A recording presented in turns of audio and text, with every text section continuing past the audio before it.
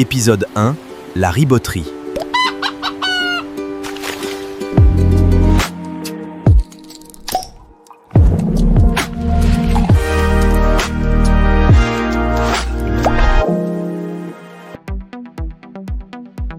Vous avez je sais pas, une petite bière locale, qu'est-ce que vous avez?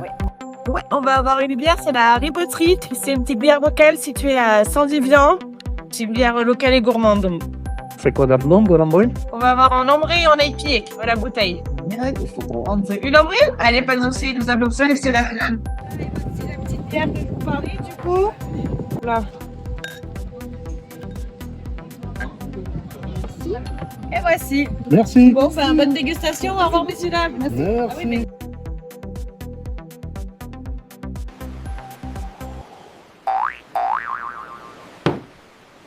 Je vous emmène avec ma petite famille découvrir les coulisses de cette bière. Allez go, c'est parti, on y va! Papa, maman, venez, on y va. Ah ouais.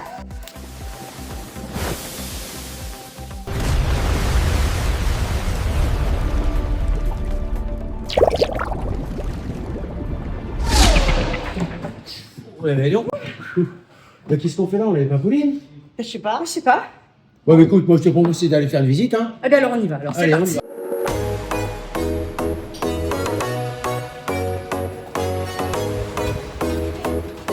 Alors, excusez-moi, c'est ici que se passe la magie.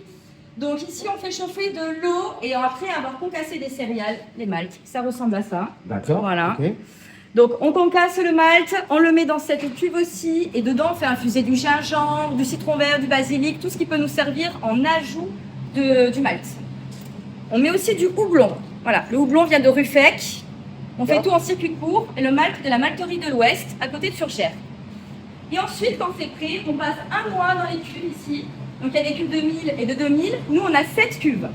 Et après, quand c'est prêt, on met en fût, donc des fûts bleus ici, comme ça, ou alors ici, on embouteille. On étiquette, on remplit les bouteilles. Et derrière, nous, ici, on capsule, bouteille par bouteille. Est-ce que vous avez des questions maintenant, David et Sylvie?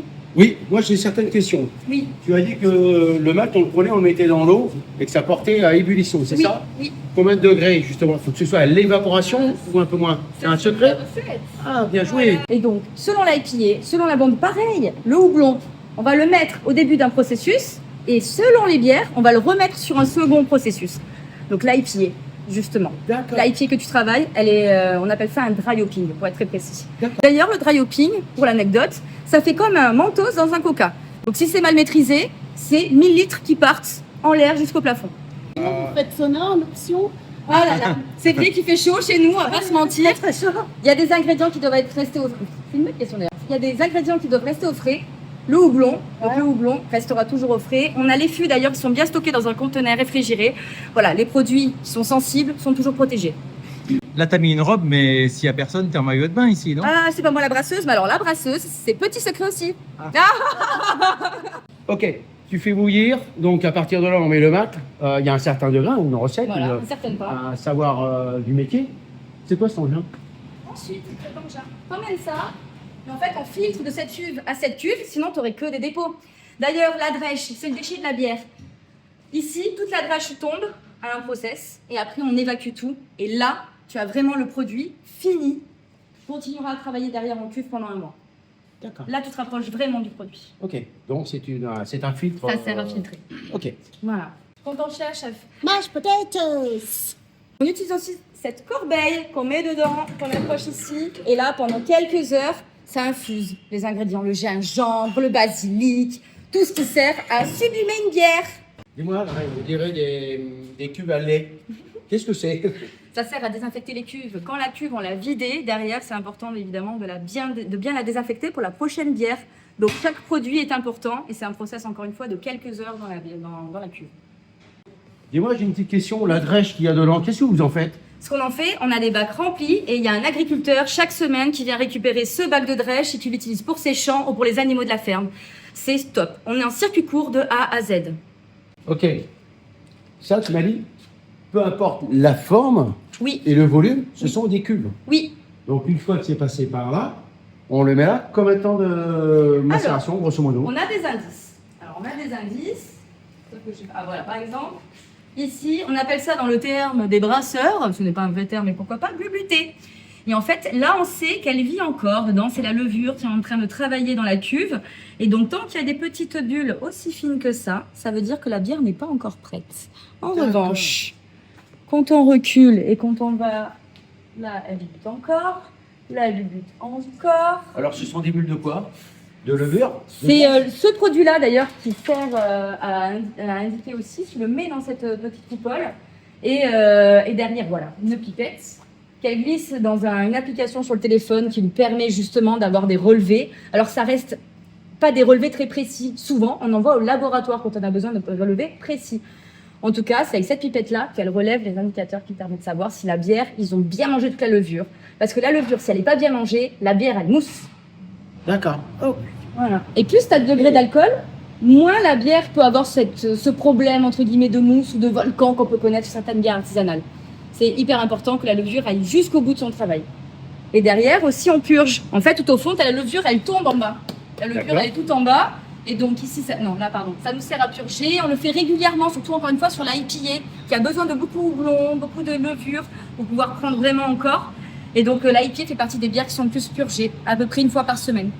Okay. Parce qu'il faut savoir qu'à la Corniche, il y a l'IPA de la riboterie. Oui, avec du houblon citra qui est magnifique, très aromatique. Ça d'abord en étiquette, donc ici on met bien le rouleau à étiquette.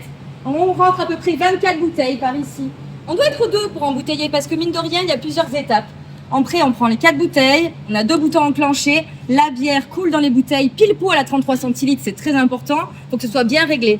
Et c'est à ce moment-là qu'on reprend nos 4 bouteilles, et comme je disais, manuellement, on fait bouteille par bouteille, ce qui finit par faire une palette, comme vous voyez juste à votre droite. Allez, on va boire un coup. Allez. Comme ça, si vous avez d'autres questions, on sera mieux désaltérés.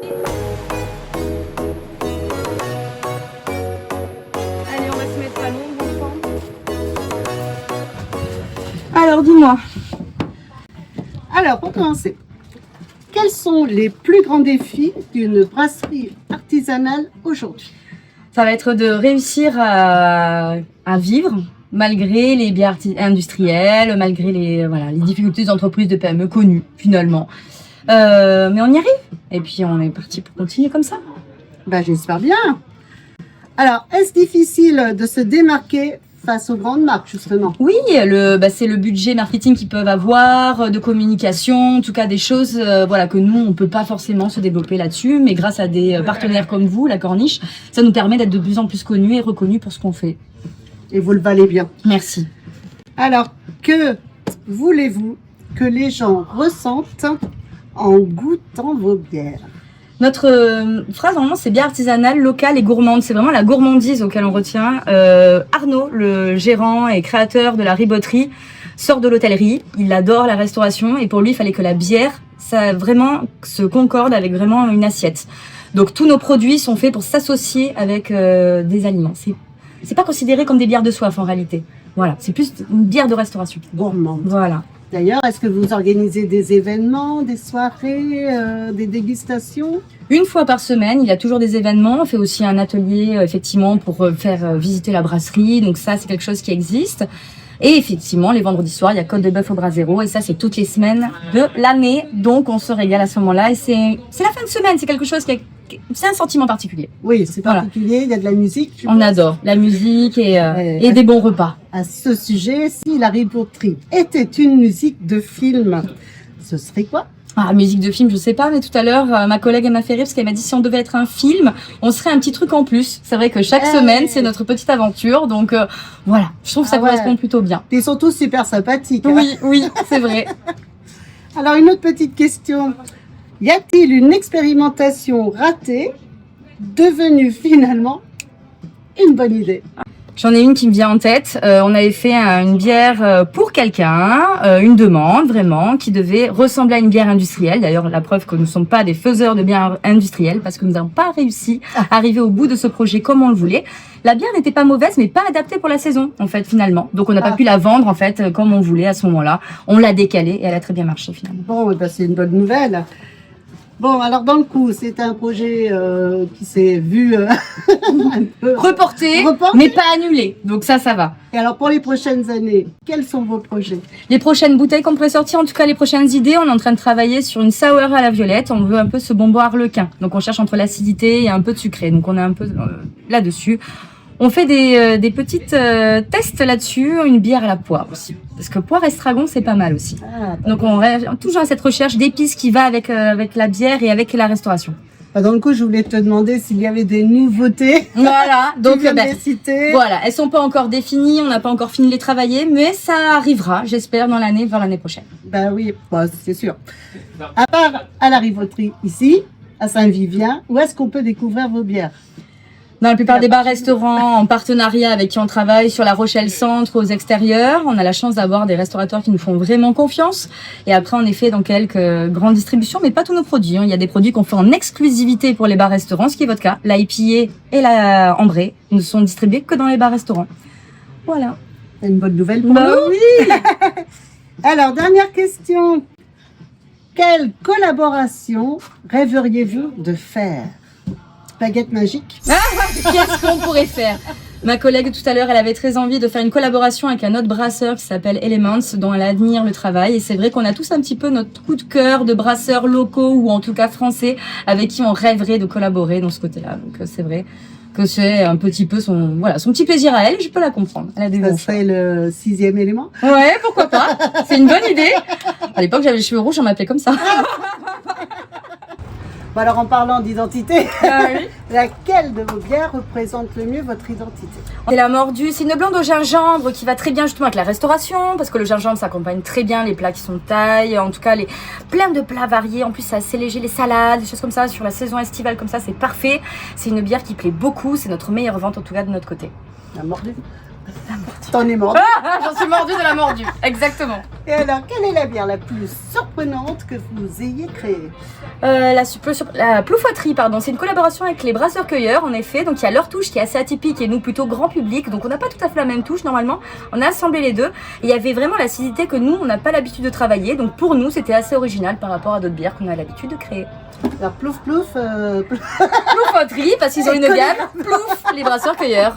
Et riboterie. Voilà, c'était le croisement des deux. D'accord. Ah bah, bien trouvé. Voilà, c'est ça. Alors toi, as-tu une bière que tu préfères personnellement? Alors moi ça reste la Ventrue, c'est une blanche qui fonctionne très bien toute l'année d'ailleurs pour une blanche parce qu'elle est poivrée, elle va même très bien avec du fromage, franchement avec de la raclette pour l'hiver c'est génial, mais l'été elle a un côté très doux aussi, pour ceux qui n'aiment pas l'amertume, elle est féminine même je pourrais dire.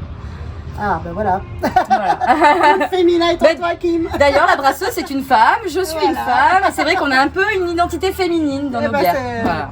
J'ai eu bien fait de poser toutes ces questions. Santé. Merci pour tout. Bientôt. Merci l'équipe. À bientôt.